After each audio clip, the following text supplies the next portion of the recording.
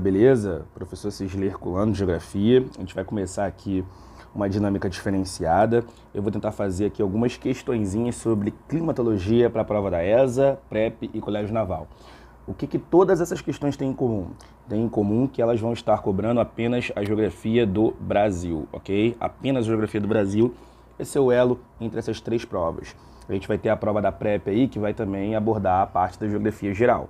Então, automaticamente, claro, tem que ter uma profundidade maior nessa parte. Mas aqui, a geografia do Brasil vai ser aprofundada e na PrEP também vai ter esse tipo de questão. Então, vamos lá. Questão número 1. Em 2002, o Instituto Nacional de Meteorologia alertou a população sobre a ocorrência do fenômeno El Niño e suas consequências para todo o Brasil. Vamos lá. O que é o fenômeno do El Niño? Primeiramente, a gente tem que perceber que o El Niño vai ser um fenômeno que acontece no Pacífico, que promove o aquecimento anormal das águas do Oceano Pacífico. Esse fenômeno, gente, ele vai atuar em escala global, ok? Mas a gente, para a geografia do Brasil, tem que saber as consequências do El Niño dentro do nosso território. Para resumir, imagina que o território do Brasil, beleza? Território de dimensões continentais. Eu te peço perdão pelo desenho, ok? Porque o desenho está sendo feito aqui no improviso. E agora você vai ter que ver dois tipos de consequências diferenciadas que esse fenômeno traz para o Brasil. Vamos lá? Então, aqui na porção nordeste do Brasil, ele vai acentuar a questão das secas. Nós vamos ter aqui, ó, na região nordeste, a temperatura ficando muito alta, porém as secas elas serão cada vez mais intensificadas. Essas secas promovidas pelo El Niño vai ser muito mais intensa no sertão nordestino, é claro que já tem um problema natural da própria seca, mas na região da Amazônia, sobretudo na Amazônia Oriental e em alguns estados, você pode ter a redução da umidade. É claro que não vai provocar seca na Amazônia, correto? Mas nas porções mais a norte do Brasil e nordeste, esse fenômeno tende a reduzir a umidade do ambiente, ok? E já na porção sul do Brasil, a gente vai ter aqui a intensificação das chuvas, ok? A gente pode falar da região sul, parte da região sudeste. Aqui, nós vamos ter a intensificação das chuvas. E, sobretudo, também, a gente pode dizer que o fenômeno El Niño traz muito calor para o Brasil. E esse calor vai ser bem interessante aqui para se observar na região sudeste e parte também do centro-oeste. Então, qual é, a grosso modo, a ideia que a gente tem que saber sobre o El Niño? É um fenômeno de aquecimento das águas do Oceano Pacífico Sul. Teremos, como consequência direta no Brasil, as secas lá no sertão nordestino mais intensificadas, enquanto que as chuvas se concentram mais na porção sul do Brasil, parte do sudeste. E, além do mais, o fenômeno do El Niño também é um fenômeno responsável por trazer calor para o Brasil, aumentando assim as suas temperaturas. Então, baseado aqui nesse mapinha, vamos tentar resolver essa questão. Letra A, pode levar à desestruturação da produção de alimentos, provocando estiagens em todo o Brasil. Por que isso aqui está incorreto, gente? Porque ele está dizendo que está provocando estiagens em todo o Brasil. Você percebe que as estiagens estão acontecendo lá no Nordeste, correto? E, em contrapartida, né, na porção sul do Brasil, nós temos a intensificação das chuvas. Então, já elimina essa porque não é em todo o Brasil. Acentua a ocorrência de queimadas no extremo norte do país, particularmente em Roraima. Então, gente, a gente pode ter Roraima acontecendo o fenômeno das queimadas. Roraima está lá no extremo norte do país, aí no norte. A gente pode ter queimadas derivadas, é claro, da falta de umidade ou da diminuição da umidade. Vamos lá, vamos ver qual vai ser essa alternativa daí, faz sentido. Letra C, aumenta as precipitações na região centro-oeste e nordeste nos meses de setembro a novembro. Olha aqui, ó, nordeste, precipitações não, né? A seca que ela é intensificada, não aumenta as precipitações. Letra D, torna o inverno mais rigoroso na maior parte do país, provocando fortes geadas da região sul. Torna o inverno mais rigoroso, isso aqui está incorreto. Sobretudo porque o El Niño é um fenômeno que traz calor para grande parte do Brasil. Então, retira aí do seu coração. Letra E. Provoca elevação da temperatura nas regiões norte e nordeste e forte estiagem na região sul. Está incorreto, porque na região sul intensificam-se as chuvas. Então, nosso gabarito aqui vai ser a letra B de bola. A gente vai ter lá na porção norte do Brasil, que vai englobar norte e nordeste, nas porções mais setentrionais do território, as chuvas diminuindo. Então, consequentemente, a ocorrência de queimadas ela vai ser muito mais possível, vai ser muito mais facilitada em função da ocorrência desse fenômeno. Deu para sacar? Deu para entender? Mas, professor, o que seria o Laninha? O Laninha e o El Niño são a mesma coisa? Não. O Laninha também é chamado de anti-El Niño. E se o El Niño faz o aquecimento das águas do Pacífico Sul, O Laninha, por sua vez, vai promover o resfriamento das águas do Pacífico Sul. E aí as consequências são completamente opostas. Lá onde fica seco no norte e nordeste, a tendência é que tenha a intensificação das chuvas, enquanto que no sul, aonde as chuvas acontecem no El Niño e no Laninha, a tendência é que fique mais seco. Deu para entender? Show de bola? Olha só, vamos para a questão 2. O Brasil tem um território de dimensões continentais. Suas terras se estendem pela zona climática intertropical e seu litoral é igualmente extenso.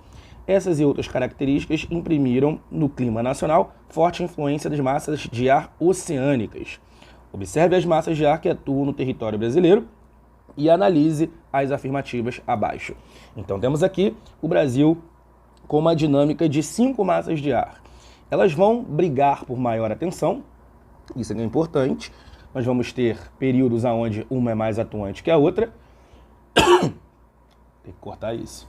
Tem que cortar essa tosse aí na filmagem. Consigo, que eu vou fazer a edição depois. Ou não, eu vou ficar assim mesmo para vocês verem como que é o show business, como que a parada acontece de forma espontânea. Beleza.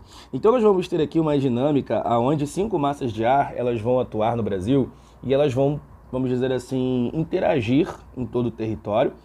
E, consequentemente, a gente vai ter um padrão onde as massas que prevalecem no território do Brasil são massas quentes. Até porque, como a própria questão está dizendo, né, o Brasil é um país que tem grande parte do seu território na zona intertropical. Então, aqui tem muito calor, a temperatura é sempre elevada e, automaticamente, as massas que predominam são as massas quentes. Entretanto, eu tenho uma massa de ar que vai ser essa daqui, ó, a massa polar atlântica, que vai ser uma massa fria. E quando ela chega, aquela bagunça com a dinâmica climática de todo o Brasil, entende? Só que vale ressaltar que a massa polar atlântica, olha aqui, ó, ela está atuando mais no período de inverno, ok? No verão, ela vai ficar restrita só aqui, ó, nas porções meridionais do território brasileiro, na região sul. E no inverno, essa MPA ela tende a avançar aí com mais facilidade para o território brasileiro. Então vamos analisar aqui a dinâmica das massas de ar para visualizar. As massas de ar equatoriais e tropicais têm sua atuação atenuada no inverno. Atenuada, mesma coisa do que reduzida, ok? É o oposto de acentuada, que é ampliada. Então, as massas de ar tropicais e equatoriais têm sua ação atenuada no inverno. Faz sentido. Se você comparar aqui o período do verão com o período do inverno, você vai ver que a massa de ar quente, que são MEC, MTC, MTA e MA, massas equatoriais e tropicais, elas estão bem menorzinhas aqui nesse segundo mapa, correto? E isso por causa exatamente do período de inverno proporcionar menos calor do que o período de verão, beleza? Aí você me pergunta, mas professor, e aqui a MTA, professor? Essa MTA parece que ela tá ficando um pouco maior. Mas na realidade não é que ela esteja ficando um pouco maior, é porque ela vai receber influência da MPA quando ela avança pelo Brasil no inverno. Então, essa alternativa número 1, ela está correta. Beleza, as massas de ar tropicais e equatoriais, elas são reduzidas no período do inverno, em função do avanço da massa polar atlântica que vai ocupar grande parte do território brasileiro. 2. Em grande parte da Amazônia, o clima é quente e úmido o ano inteiro, porque permanecem atuando as massas de ar quentes e úmidas, como a massa equatorial continental e a massa equatorial atlântica. Aí você me pergunta, professor, mas a massa equatorial atlântica, ela atua na Amazônia? Atua. Olha aqui, ó, eu tenho o litoral do estado do Amapá, eu tenho aqui o estado do Pará. Essa massa equatorial atlântica, sim, ela vai avançar pelo Brasil e vai pegar a região da Amazônia também. Assim como no inverno. Olha aqui, ó, eu tenho ela pegando aqui no Amapá, eu tenho ela aqui, ela pegando no Pará, eu tenho ela aqui pegando também no oeste do estado do Maranhão, que também tem a Amazônia. Então essa daqui também a gente pode considerar como uma alternativa correta. 3. Na área central do país, por consequência do encontro da massa tropical atlântica e a massa polar atlântica, forma-se uma frente fria e a ocorrência de chuvas no inverno. Perceba só, na área central do país, isso daqui está incorreto. Por quê? Porque a massa tropical atlântica, ou MTA, ela está atuando nas regiões do litoral brasileiro, correto? É claro que ela vai avançar aqui rumo ao interior, mas a gente não pode dizer que ela está encontrando com a MPA e formando fortes ocorrências de chuvas frontais aqui, ó, na porção central do Brasil. Isso daí acaba situando-se como uma questão incorreta. As chuvas frontais elas vão se intensificar aqui, ó, ao longo do litoral, ok? Sobretudo porque aqui, ó, nessa porçãozinha, olha que lindo aqui, ó, eu vou ter vários planaltos que vão dificultar a passagem da umidade. É o Planalto Atlântico aqui, ó, eu tenho serras do leste e sudeste que vão automaticamente dificultar a passagem dessa massa e da ocorrência de chuvas frontais no meio do centro do Brasil. Então, por isso que essa alternativa está incorreta. E 4. No clima subtropical ocorrem verões amenos e invernos rigorosos, com chuvas mal distribuídas ao longo do ano. Chuvas mal distribuídas sugere que tem momentos que tem secas. E lá no clima subtropical, que vai estar condicionado à região sul do Brasil, eu não tenho secas. Só quando acontece, por exemplo, o fenômeno do Laninha, ok? O anti-El Ninho, aí eu tenho secas. Mas no clima subtropical, na grande realidade, as chuvas elas são mais intensificadas por conta do contato com a MPA ao longo de todo o ano. Então, automaticamente essa alternativa ela vai estar incorreta. Meu gabarito aqui, eu tenho como a 1 e a 2 como gabaritos corretos dessa questão número 2. Sacou a parada? Então vamos avançar. Questão 3. O clima que se estende pela faixa litorânea, olha aqui, ó, faixa litorânea do Nordeste até o Sudeste, com grande influência da massa tropical atlântica, apresentando alta pluviosidade, chove muito e médias térmicas elevadas ao longo do ano. Gente, ele está falando do litoral brasileiro. Clima litorâneo, olha aqui, o nome já está dizendo, litorâneo úmido. Eu vou tirar o equatorial, porque o equatorial atua sobretudo na região norte. Então, eu estou falando da faixa litorânea do Nordeste ao Sudeste. Vou tirar o tropical de altitude, porque o litoral ele vai ter automaticamente áreas que são de planície. E a altitude, você sabe que predominam os planaltos. Tropical semiárido. Por que eu vou tirar isso? Porque o semiárido não está no litoral, ele vai estar no interior. E por último eu tiro o subtropical, porque ele está falando Nordeste e Sudeste. O subtropical predomina na região sul. É claro que eu vou ter o extremo sul de São Paulo e Mato Grosso do Sul como 2 estados que vão estar fora da região sul e que tem clima subtropical. Mas nenhum desses 2 estados eles vão estar, por assim dizer, com cidades que tem um clima subtropical condicionado a áreas litorâneas, ok? Então meu gabarito vai ser letra B de bola. O mais importante aqui não é você saber matar imediatamente qual é o nome do clima, mas, acima de tudo, você entendeu porque as outras estão erradas. E aqui a gente fez a correção, explicando porque não pode ser nenhuma das outras, de acordo com o nosso enunciado. Vale ressaltar que o clima litorâneo úmido também pode ter outras nomenclaturas. Eu posso chamá-lo de tropical atlântico, ou também de tropical úmido, ok? Todas essas nomenclaturas fazem menção ao clima, que vai pegar aí as cidades do Sudeste, como é o caso de Vitória, como é o caso do Rio de Janeiro, Santos, ok? Vai pegar lá no Nordeste, Recife, Salvador, Natal, entende? Essas áreas mais litorâneas de território do Brasil. Questão 4. Nas últimas décadas, uma série de ocorrências climáticas e ambientais tem sido divulgada pela mídia. As alterações climáticas, sobretudo o aumento da temperatura mundial, tem preocupado não somente cientistas, mas também governantes, políticos e organizações não governamentais, ambientalistas e a população em geral. Então ele está falando aqui, gente, sobre o fenômeno do El Niño, ok? Essa é a referência que a gente precisa ter para analisar essa questão. Olha só, o fenômeno El Niño exerce influência em todas as regiões brasileiras. Nesse sentido, assinale a correlação correta entre a região brasileira e as consequências desse fenômeno climático. Lembra do El Niño? Seca em cima, chove embaixo. Seca em cima, chove embaixo. Então, isso é que você tem que visualizar. Então, vamos ver. Na região norte, elevação das pluviosidades. Tira isso, porque na região norte é em cima. Então, automaticamente, seca em cima. Nordeste, estação chuvosa se prolonga. Olha aqui, ó. Nordeste em cima. Então, seca em cima. Região centro-oeste, chuvas torrenciais e quedas bruscas na temperatura. Ó, fenômeno El Niño, fenômeno que traz calor, como a gente viu. Sudeste, elevadas pluviosidades durante todo o ano e quedas bruscas na temperatura durante o inverno. Nada a ver. Nós vamos ter um fenômeno que traz calor para o Brasil. Nosso gabarito só pode ser a letra E. Região sul, maior ocorrência de chuvas e elevação da temperatura. Perfeito. A região sul vai estar na porção mais de baixo do Brasil e na parte de baixo é onde tem mais chuvas por conta do El Niño.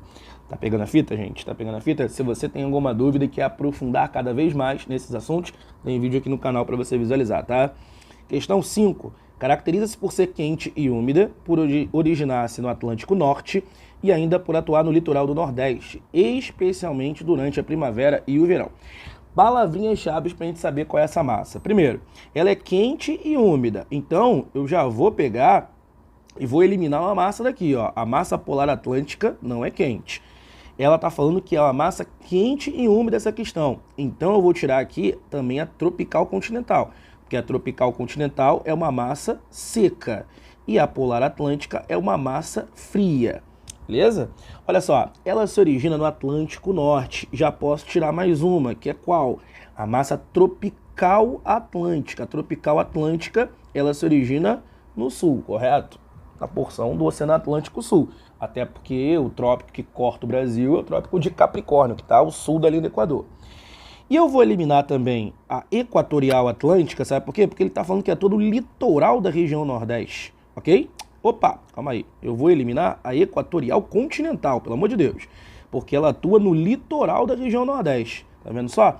Então, por último, a gente vai chegar aqui e concluir que vai ser a letra E, massa equatorial atlântica, ok? Porque os nomes aqui estão bem parecidos e até uma ideia para você não dar mole na hora da sua prova, né? Ler tudo direitinho, porque ó, ME, MA, MAC. Então, pô, tem que tomar cuidado com isso. Massa equatorial continental, por que não pode ser essa daqui? Porque essa daqui atua no interior, né? Ela é uma massa quente e úmida, sim, só que essa daqui atua no interior e não no litoral. Litoral é uma massa atlântica. Só vão? Questão 6, vamos lá. Observe o gráfico abaixo. O nome desse gráfico vai se chamar climograma. Pontos importantes que você tem que saber. Essa linhazinha aqui, ó, que você está observando, corresponde à variação da temperatura. E essas barrinhas, essas colunas, correspondem à quantidade de chuvas, correto? Beleza, o que a gente pode concluir aqui? Eu tenho chuvas ao longo de todo o ano, correto? Todo ano eu tenho temperaturas onde as chuvas elas vão estar constantemente acontecendo. E na questão da temperatura, perceba que está tendo uma variação, né? Os períodos aqui de janeiro, fevereiro e março, que é o período onde eu tenho ainda o verão, junto a dezembro, as temperaturas estão bem elevadas, né? Elas estão aqui, ó, em média, batendo na casa de, vamos botar ali, ó, 27 graus, aproximadamente. Temperaturas bem altas. Mas no inverno, perceba que a temperatura está chegando aqui, ó. A temperatura chegando aqui em média na casa de, vamos botar assim, uns 15 graus, correto? É o pico mais alto. Perceba que eu estou tendo uma variação de aproximadamente 10 graus de temperatura ao longo do ano. Ou seja, entre o verão e o inverno, que fica aqui no meio do ano. Então, automaticamente, esse clima tem uma elevada amplitude térmica. E o único clima do Brasil que tem uma elevada amplitude térmica, repara só isso, o único clima vai ser o clima subtropical, ok? O único clima do Brasil que tem uma elevada amplitude térmica vai ser o clima subtropical. Sabe por quê? Porque ele está fora da faixa tropical, da faixa intertropical. Ele é um clima que vai estar localizado na zona temperada. E a zona temperada é caracterizado por 4 estações do ano que são bem definidas. Então eu já vou eliminar a letra A com equatorial úmido, vou eliminar a letra B com equatorial subúmido, a C com litorâneo úmido e o tropical de altitude na letra D. Meu gabarito, letra E, subtropical úmido, predominante na região sul. A ação da massa tropical atlântica e polar atlântica, respectivamente, durante o verão e inverno, tornam bem distribuídas, olha aqui que bonito, as pluviosidades nas áreas abrangentes, ou seja, chuva ao longo de todo o ano. Claro que não intensas, igual as chuvas da Amazônia, né? As médias de chuvas, os milímetros de chuvas na Amazônia vai ser muito maior do que no sul do Brasil. Mas fato é que eu vou ter chuvas que acontecem ao longo de todo o ano, e isso, inclusive, ajuda a gente a fomentar aquela questão lá do El Niño que a gente falou da região sul, né? Onde as chuvas elas ficam constantes ao longo do ano inteiro, entende? Então, consequentemente, essa questão aqui já aponta para o clima subtropical. Mas aqui a gente mata que é o clima subtropical não por causa da disponibilidade de chuvas, mas sim por causa da variação da temperatura, por causa da amplitude térmica que é bem mais elevada. Ok? Questão 7. Um fenômeno influenciado pela massa polar atlântica, responsável por provocar queda brusca de temperatura e ventos frios no centro-oeste do Brasil. É chamado de quê? Vamos lá. Fenômeno influenciado pela massa de ar polar atlântica. Então, é um fenômeno que causa queda brusca de temperatura. Correto? Beleza. Essa massa polar atlântica, a gente lá vai ter 3 frentes de atuação. E eu gosto de destacar essas 3 frentes porque o livro do Demetrio Magnoli ele fala muito bem sobre elas. Então, essa massa vai ter 3 frentes de atuação. Uma das frentes, ela vem para o litoral brasileiro. Ela pega aqui essa área litorânea e vai provocar aqui chuvas frontais, assim como as frentes frias. O que são chuvas frontais, professor? São aquelas chuvas que ocorrem no contato de uma massa fria, que é a polar, com uma massa quente, que é qualquer uma do território brasileiro, ok? Então ela avança aqui pelo litoral, pela planície litorânea, e vai provocar frentes frias e chuvas frontais. Um segundo ramo dela vai pegar aqui, ó, a região sul do Brasil, e vai provocar aqui a questão das geadas, e também vai provocar neve, sobretudo nas áreas de serras, ok? E o terceiro ramo vem para cá para o interior, pegando aqui a planície do Pantanal e podendo avançar aqui para a planície amazônica. Aqui eu vou ter um fenômeno porque não ocorre constantemente. E esse fenômeno vai se chamar fenômeno da friagem. Friagem vai ser um exemplo de frente fria. Só que como não acontece de maneira constante essa frente fria no centro-oeste e também na Amazônia, no Pantanal e também na Amazônia, fatalmente nós vamos ver que trata-se de um fenômeno, de uma parada que não é muito corriqueira. Então meu gabarito aqui vai ser a letra B de bola, ok? Que vai ser um exemplo de uma atuação da MPA em outras regiões do Brasil que não atua constantemente, sobretudo no centro-oeste e também na Amazônia. Por que a MPA não avança pelo meio, professor? Porque aqui no meio do Brasil, ó, eu tenho vários planaltos. O meu planalto central, o planalto meridional, o planalto atlântico. Então a massa polar, ela invade o Brasil pelas planícies. Ela pega aqueles corredores de planície, vai se emaranhando, vai se entranhando pelas planícies e vai se alocando. Nas áreas dos planaltos, ela simplesmente não consegue avançar com muita facilidade. Então é um exemplo do porquê que ela pega a planície costeira, aqui no litoral, a planície do Pantanal aqui no interior, e aqui pelo sul ela invade pela planície dos Pampas, ok? Invade pelas planícies dos Pampas, que vai ser a planície de Lagoas de Patos Mirins. Aí vai depender muito da classificação, se é do Haroldo de Azevedo, planície do Pampa, ou se é, por exemplo, pela classificação do Jurandir Rossi, planície Lagoas de Patos Mirins. Show de bola? Questão 8. Na Serra do Mar, na região sudeste do Brasil, olha aqui, ó, ele está falando da região sudeste do Brasil. Durante o verão, ocorrem deslizamentos de terra, causando prejuízos e perdas humanas. Esses deslizamentos, em grande medida, são desencadeados por chuvas. Olha só, gente, ele está falando da Serra do Mar, região de Planalto. Região de Planalto, as chuvas que ocorrem são as chuvas de relevo, ou chuvas orográficas. Chuvas de relevo ou chuvas orográficas. São aquelas que vão formar áreas de barlavento e sotavento, ok? Barlavento é a área que as chuvas ocorrem, beleza? Eu tenho aqui um relevo, o vento úmido está soprando, a umidade ela vai ter que subir para passar pelo relevo, automaticamente a temperatura diminui e as chuvas acontecem aqui, nessas áreas que a gente denomina como barlavento. Só que o vento, quando ele ultrapassa essa cadeia de planaltos, automaticamente ele não tem mais umidade. Então aqui vai ser uma área mais seca, a área de sotavento, ok? Falar e escrever é difícil pra caraca. Beleza. Então nessa áreazinha daqui eu vou ter áreas mais secas. E aqui na área de barlavento eu vou ter mais áreas mais úmidas. Beleza. Então aqui eu já vou eliminar a letra B, já vou eliminar a letra C, já vou eliminar a letra E. Perfeito. Essas chuvas orográficas que decorrem do movimento ascensional forçado da massa oceânica, oriunda da massa de ar, pontinho, pelas escarpas litorâneas. Gente, na região sudeste do Brasil, qual é a massa que invade a região sudeste do Brasil e automaticamente vai encontrar com o relevo? Vamos voltar? Olha só, essa questãozinha daqui mostra pra gente, ó, a MTA, ela tá avançando por aqui. Lembra que eu falei para vocês dos planaltos? Aqui os planaltos aqui, ó.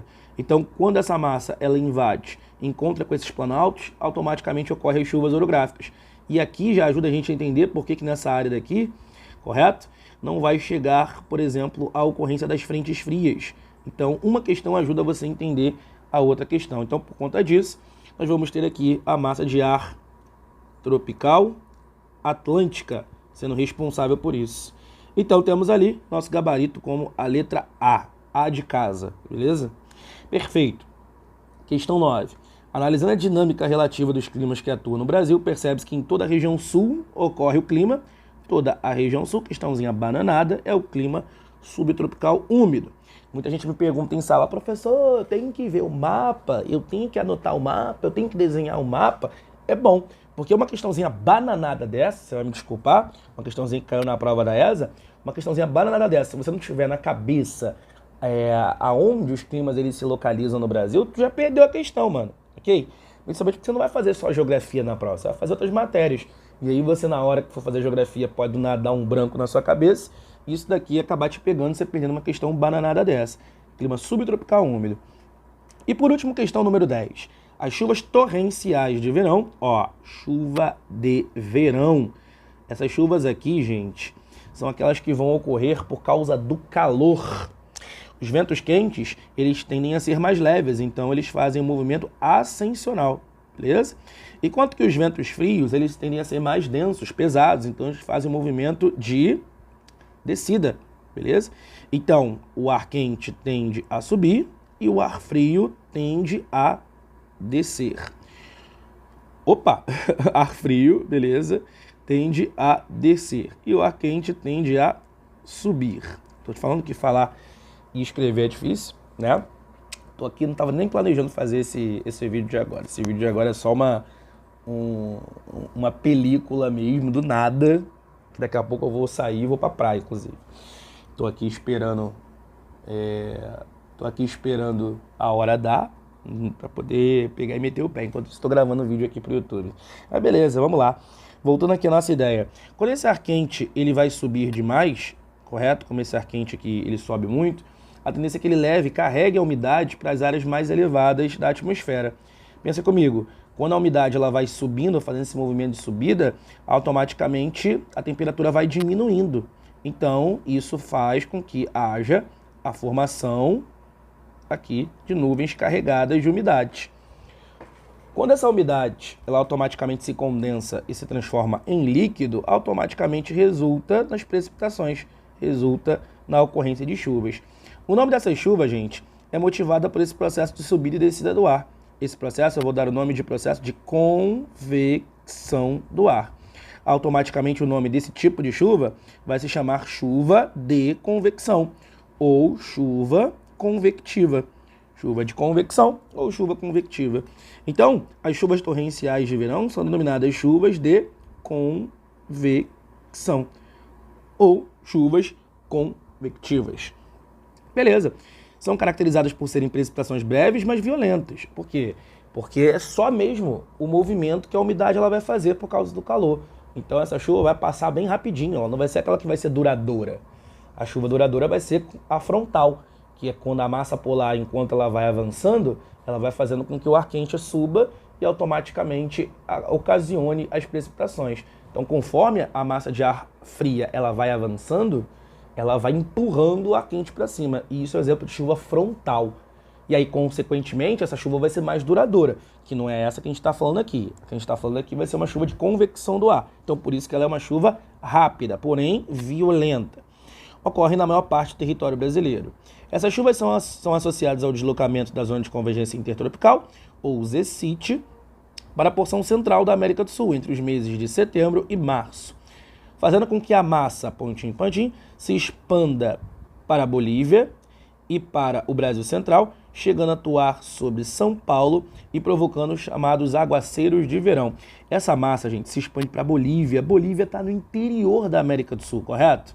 E também essa massa se expande para o Brasil Central. Cara, você está falando de Centro-Oeste, Brasil Central, automaticamente é uma massa que atua no interior do Brasil.